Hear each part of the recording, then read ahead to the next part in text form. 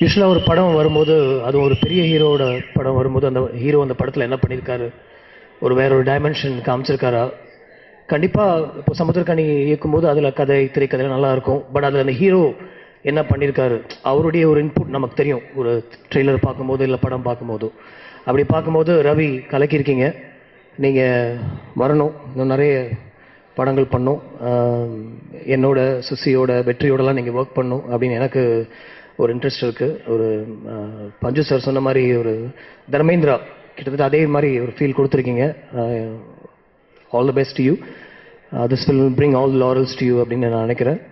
அதே மாதிரி கும்கி படத்துக்கு அப்புறம் எனக்கு சுகுமாருடைய ஒர்க் பார்க்கணும் அப்படின்னு எனக்கு ரொம்ப ஆவலாக இருந்தது. அந்த படத்தில் அவர் கலக்கியிருந்தார். ஸோ சுகுமார் வெற்றி சொன்ன மாதிரி நானும் இந்த படம் ஃபர்ஸ்ட் டே ஃபர்ஸ்ட் ஷோ பார்க்குறதுக்காக நான் வெயிட் பண்ணுறேன். மெயினாக உங்களுடைய ஒர்க் நீங்கள் எப்படி பண்ணியிருக்கீங்க அப்படின்னு பார்க்குறதுக்கு. சில பேருக்காக மட்டும்தான் நம்ம என்ன வேணால் செய்யலாம் அப்படின்னு நினைப்போம். அந்த மாதிரி என்னுடைய லிஸ்ட்டில் மட்டும் இல்லை, இங்கே இருக்க நிறைய பேரோட லிஸ்ட்லேயும் கிட்டத்தட்ட முதல் இடத்துல இருக்கிறது சமுத்திரக்கனி. நானும் அவரும் ஆக்சுவலாக நிறைய மீட் பண்ணலாம் மாட்டோம், மீட் பண்ணுவோம், ஒரு 2 வாரத்துக்கு ஒரு தடவை ஃபோன் பண்ணுவோம். அவர் பண்ணுவார், எனக்கு ஒரு பிரச்சனை அப்படின்னு அவருக்கு தெரிஞ்சு அவர் ஃபோன் பண்ணுவார், பிரதர் இப்படி பண்ணலாம், நான் எப்படி சொல்லணும், எப்படி செய்யுங்க அப்படின்னு சொல்லுவார். அவர் அந்த லைன் கட் ஆனதுக்கப்புறம், பாய் சொல்லி லைன் கட் பண்ணதுக்கப்புறமோ இல்லை அவர் மீட் பண்ணி வீட்டுக்கு போனதுக்கப்புறமோ எனக்கு இன்னும் கொஞ்சம் நேரம் அவர்கிட்ட பேசியிருக்கலாமோ அப்படின்னு எனக்கு எப்போதுமே தோணும். என் கூட இருக்கவங்களுக்கு இது தெரியும், நான் அவங்கள்ட்ட சொல்லியிருக்கேன்.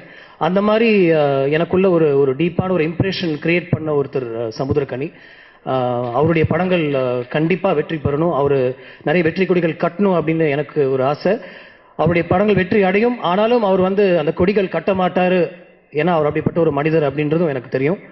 கனி சார், உங்களுக்கு all the best and I wish the whole team all the very best. Thank you so much.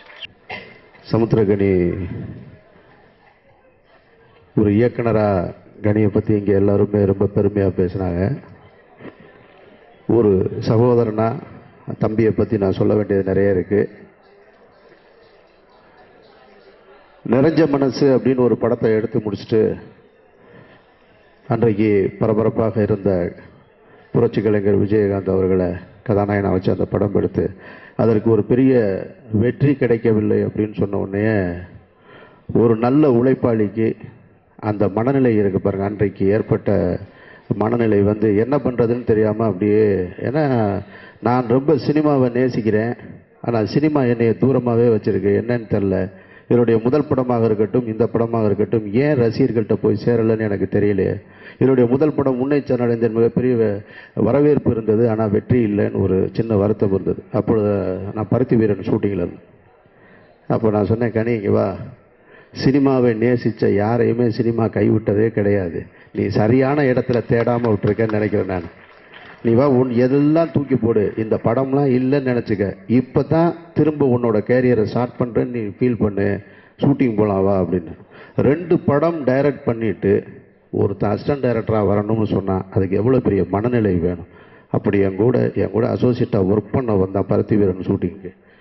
ஆனால் அங்கேருந்து வந்த உடனே திருப்பி வெளியில் வர்றான் பாருங்க. அப்போவே அந்த பருத்தி வீரன் ஷூட்டிங்கில் இருக்கும் பொழுது ஒரு டிவி சீரியல் ஒன்று டைரக்ட் பண்ண போகிறேன் அப்படின்னு. அப்போ தான் எனக்கு கொஞ்சம் கோவம் சத்தம் போட்டேன். திருப்பி இப்போ தான் படம் ஸ்டார்ட் பண்ண போகிறேன், அப்புறம் டிவி சீரியலுக்கு உள்ள போகிறேன், திரும்ப உன்னை யாருன்னு நீயே உன்னுடைய அடையாளத்தை தொலைச்சிக்கிறாத அப்படிங்கும்போது ஒரு சின்ன வருத்தம் என்கிட்ட கோச்சிட்டு போயிட்டான் ஷூட்டிங்லேருந்து. ஆனால் கோச்சிட்டு போயிட்டு 2 நாள் கழித்து திருப்பி வந்தான். எது திருப்பி வந்தேன் அப்படின்னு. அதில் சொன்னீங்க சார், இருந்தாலும் விட்டுட்டு போக எனக்கு மனசு இல்லை அப்படின்னு. அப்படி ஒரு உழைப்பாளி, இவனை மாதிரி ஒரு உழைப்பாளி, ஒரு படிப்பாளியை நான் பார்த்ததே கிடையாது சினிமாவில். அங்கேருந்து ஸ்டார்ட் பண்ணால் திருப்பி ஸ்டார்ட் பண்ணால் சுப்பிரமணியபுரத்தில் போய் நடிக்கிறான், திருப்பி சுப்பிரமணியபுரத்தில் நடித்து ஒரு நாடோடியா வாழ்க்கையை அப்படின்னு ஆரம்பித்து ஒரு போராளியாக தொடர்ந்து இன்றைக்கி நிமிர்ந்து நின்று இந்த மேடையில் இவ்வளோ பெரிய அரங்கத்தில் நிற்கிறான்னு சொன்னான். தமிழ் சினிமாவில் ஒவ்வொரு காரணத்துக்கும் ஒவ்வொரு சம்பவத்துக்கும் ஒரு ஆளை உதாரணமாக சொல்லும் பொழுது உழைத்து என்னால் முன்னேற முடியும் அப்படின்னு சொல்கிறதுக்கு சமுத்திரக்கனி மட்டும்தான் உதாரணம், வேறு யாருமே கிடையாது. எல்லாரும் கஷ்டப்பட்டு வந்திருப்போம், ஆனாலும் அந்த பயணம் இருக்குது பாருங்கள், டிவிலையும் அதுலேயும் மாறி போய் கேம் ஷோலாம் பண்ணியிருக்கேன் எனக்கு தெரியும். அதையெல்லாம் தாண்டி இன்றைக்கி தமிழ் சினிமாவோட ஒரு மிகப்பெரிய பட்ஜெட் படத்தை டைரக்ட் பண்ணுற டைரக்டராக நிற்கிறது. அது ஹேட்ஸ் ஆஃப் கனி, நான் உண்மையிலே மனம் திறந்து பாராட்டுறேன். நான் இன்னொரு விஷயம் கனியை பற்றி சொல்லணும்னா, பழைய நடிகர் நம்பியார் அவர்களுக்கும் கனிக்கும் ஒரு ஒற்றுமை இருக்குது. அவர் திரைப்படங்களில் கொடூரமான வில்லனாக இருப்பார். சின்ன வயசில் எங்கள் அம்மா எங்கள் சின்னம்மாலாம் சொல்லி கேள்விப்பட்டிருக்கோம். அப்போ இவரெல்லாம் நம்பி வீட்டுக்கு சாப்பிடக்கூட கூப்பிடக்கூடாதுப்பா, பொம்பளை கையை பிடிச்சி இழுத்துருவாங்கப்பா அப்படின்னு. அவ்வளோ கொடூரமான வில்லனாக இருப்பார். ஆனால் நேரில் பார்த்தீங்கன்னா அவ்வளோ நல்லவராகவும் ஒரு கடவுள் நம்பிக்கை உள்ளவராகவும் இருப்பார். அதுக்கு அப்படியே ஆப்போசிட்டு கனி. அவ்வளோதான். அது அவனுக்கே தெரியும். அதனால தான் சிரிக்கிறான். அடுத்து ரவி, ஜெயம் ரவி என்னுடைய நாயகன். நான் யாரையுமே என்னுடைய நாயகன்னு சொன்னதில்லை, பழக்கமும் கிடையாது. இனிமேல் யாரையும் சொல்லுவேன்னு எனக்கு தெரியாது. முதல் முறையாக என்னுடைய நாயகன்னு சொன்னது ஜெயம் ரவியை தான்.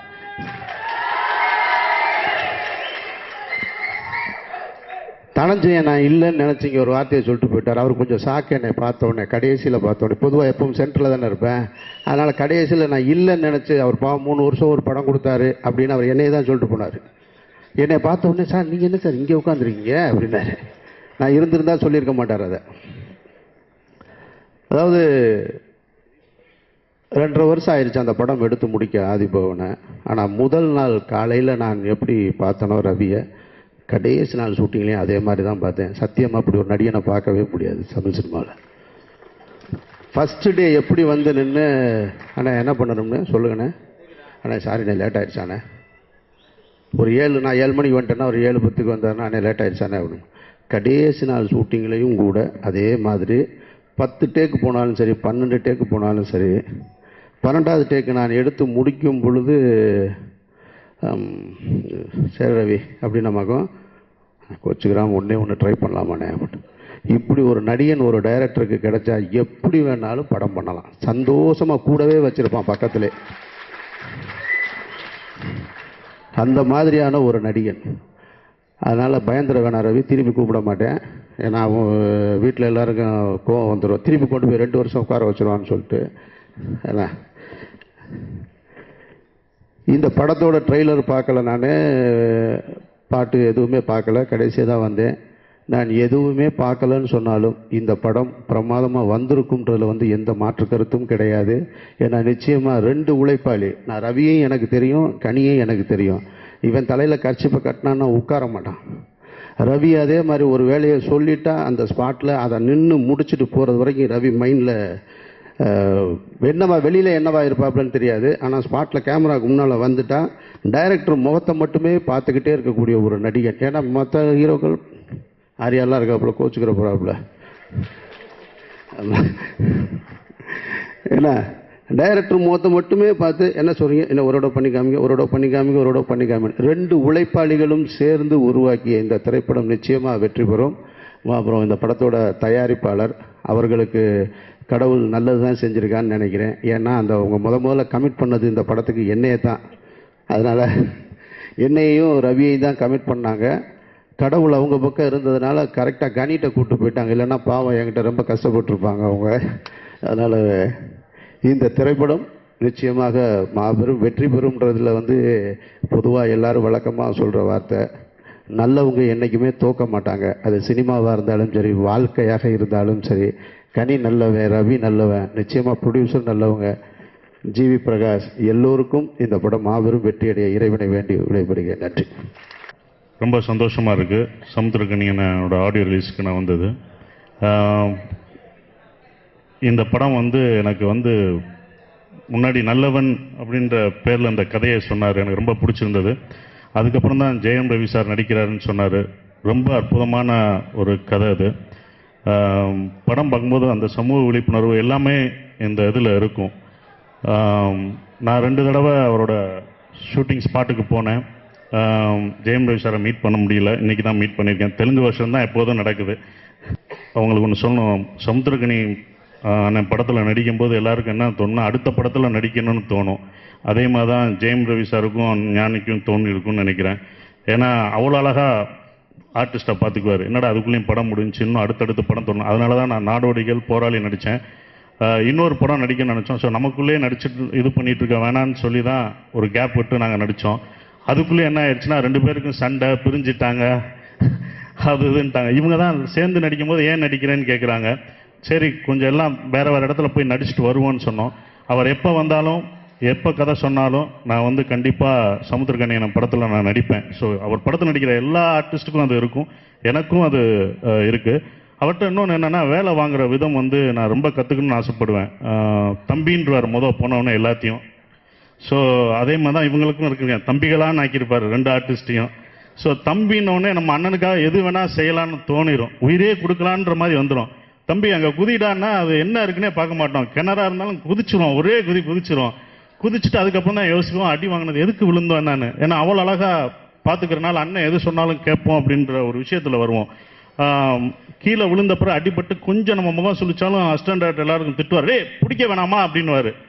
அப்புறம் நம்ம ரூம் போனவொன்னு தான் அசிஸ்டன்ட் டைரக்டர்லாம் திட்டினாரே, நான் 41 ரூமுக்கு போனோம், அவர் தானே பிடிக்க வேணாம்னு சொன்னார், அப்புறம் என்ன பிடிக்க வேணாமான்னு திட்டுறாரு அப்படின்னு ஒரே குழப்பமாக இருக்கும். ஸோ அவருக்காக எதுவும் செய்யணும்னு தோணுவார். ஏன்னா ஆர்டிஸ்ட்டை கைக்குள்ளே வச்சுக்குவார். அந்த கலை வந்து நான் ட்ரை பண்ணுறேன், முடியாது நம்மனா ஏன் உழுக மாட்டாரா அப்படின்னு கேட்போம்.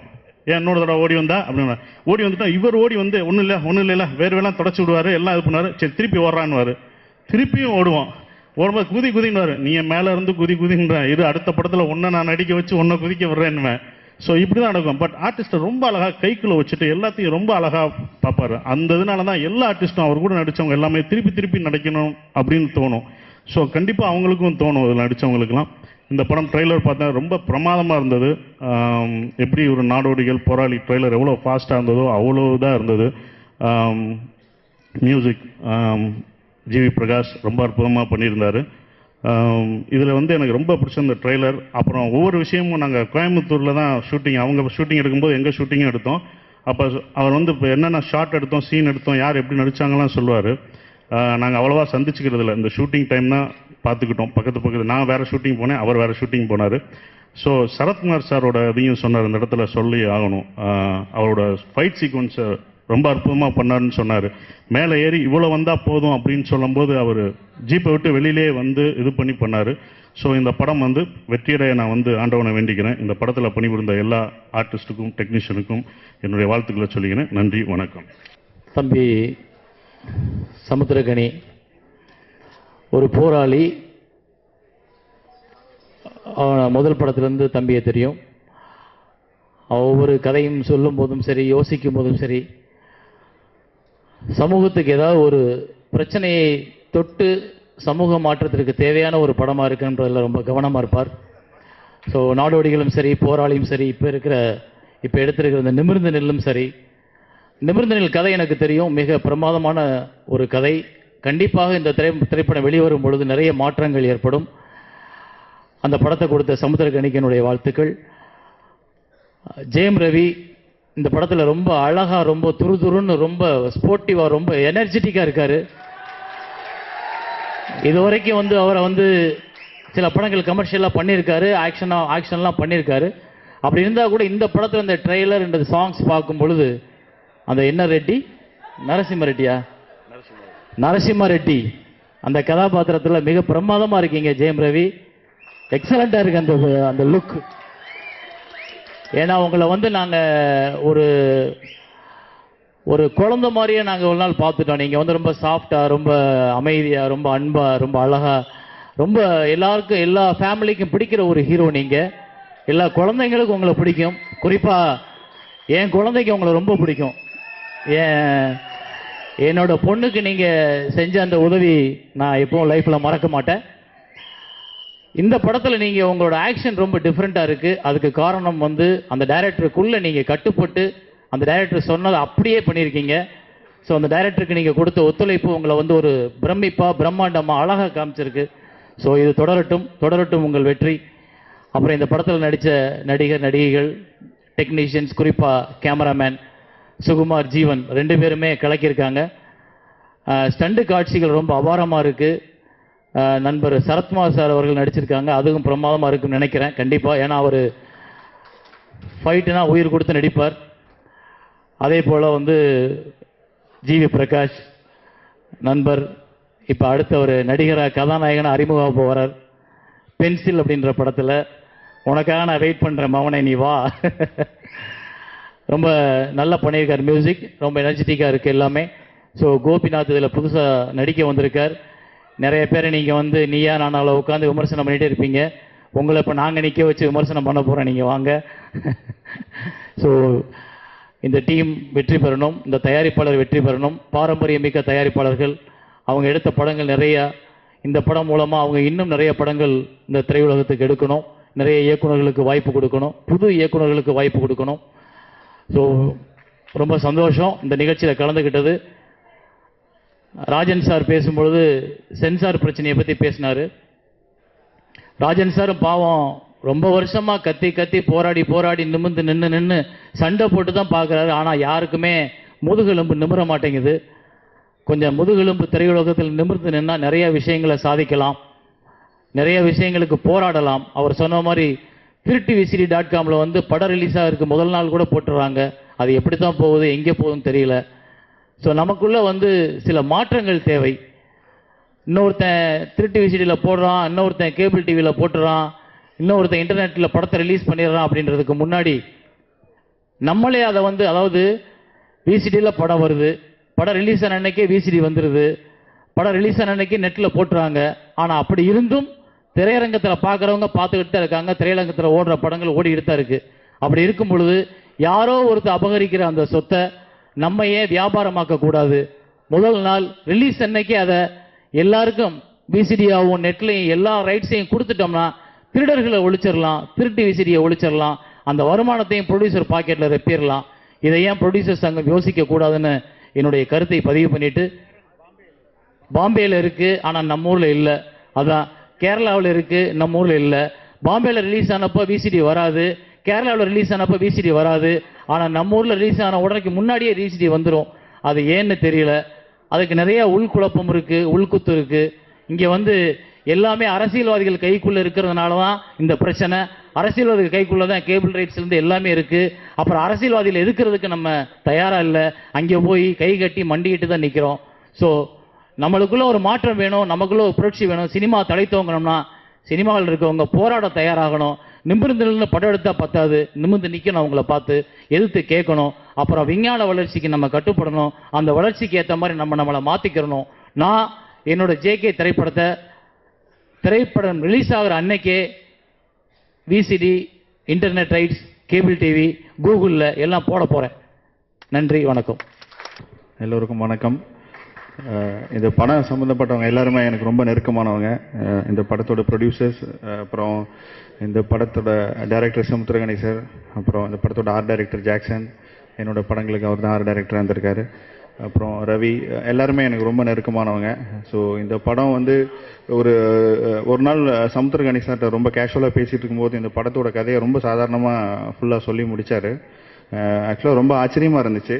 என்னென்னா, நம்ம டெய்லி லைஃப்பில் நம்ம வந்து ஃபேஸ் பண்ணுற விஷயங்களுக்குள்ள இவ்வளோ பிரம்மாண்டமாக ஒரு கதை பண்ண முடியுமான்னு உண்மையிலேயே ரொம்ப ஷாக்காக இருந்துச்சு. எனக்கு அவ்வளோ பிடிச்சிருந்தது அந்த கதை. இதை வந்து நானும் அந்த என்னோட ஆர்ட் டைரக்டரும் ஃபுல்லாக டிஸ்கஸ் பண்ணிகிட்டு இருந்தோம். எப்படி சார் வந்து நம்ம டெய்லி லைஃப்பில் எல்லாமே பார்க்குறோம், இது எனக்கு நடந்துச்சுன்னு நம்ம ரிலேட் பண்ண முடியுது, இதுக்குள்ளே இவ்வளோ பிரம்மாண்டமாக ஒரு கதை பண்ண முடியுமா அப்படின்னு உண்மையிலேயே ரொம்ப ஆச்சரியமாக இருந்துச்சு.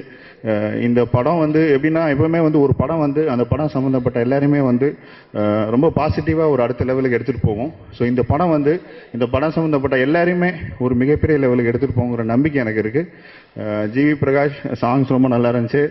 மெயினாக ரீ ரெக்கார்டிங் உங்களுக்கு நிறைய ஸ்கோப் இருக்குது இந்த படத்தில், நிறையா விஷயங்கள் இருக்குது இந்த படத்தில். ஸோ இந்த படம் சம்மந்தப்பட்ட எல்லாருக்கும் என்னுடைய வாழ்த்துக்கள். நன்றி, தேங்க்யூ.